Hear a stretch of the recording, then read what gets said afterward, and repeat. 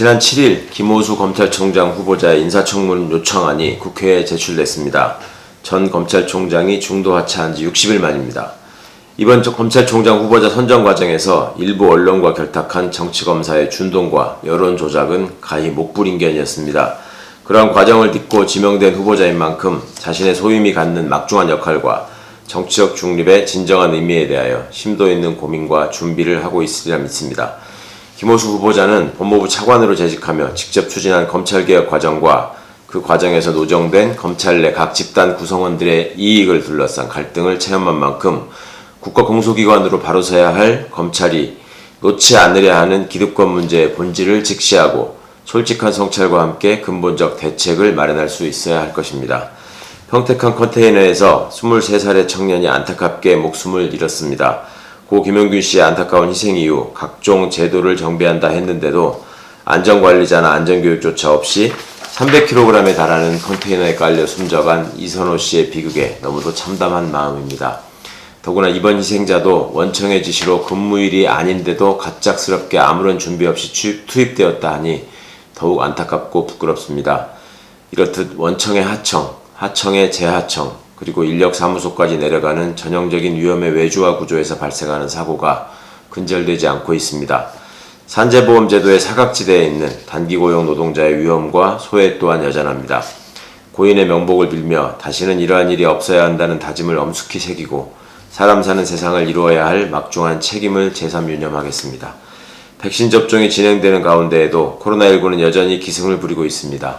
많은 희생과 노력에도 신규 확진자가 획기적으로 줄지 않고 변이 바이러스 확산 소식이 있어 여전히 걱정을 떨칠 수 없는 상황입니다. 이렇듯 전 세계적인 어려움 속에 지난 6일 미국 바이든 행정부가 발표한 백신 지식재산권 면제 지지선언은 반가운 소식이었습니다. 지구를 뒤덮은 보건위기는 인류가 힘을 합쳐 극복해야 하는 중대한 과제임에도 불구하고 국가 간의 격차와 백신 공급을 둘러싼 갈등 구조는 우려스러운 지점입니다. 백신 지재권 면제는 백신 공급을 획기적으로 늘려 국가 간의 격차를 줄이고 집단 면역을 앞당길 수 있는 핵심적 방안입니다. 미국 정부의 선언에도 불구하고 백신 지식재산권 면제의 앞길은 멀고도 험난할 것입니다. 우선 WTO 회원국들의 합의가 필요한 만큼 유럽연합, 영국과 함께 우리나라도 적극적인 자세로 협상에 임해야 할 것입니다. 백신 지재권 면제 협상과 함께 우리 정부는 더욱 기승을 부리고 있는 백신 부작용과 방역에 대한 허위 조작 정보를 면밀히 모니터링하여 국민이 과도한 공포와 불신에 현혹되지 않도록 해야 합니다. 아울러 국민의 안전은 뒷전에 두고 오로지 정부를 깎아내리려는 정략에만 몰두하며 가짜뉴스의 확산에 기여한 적은 없는지 일부 야당의 맹목적 공격과 말바꾸기에도 시민의 엄정한 감시와 심판이 따라야 할 것입니다.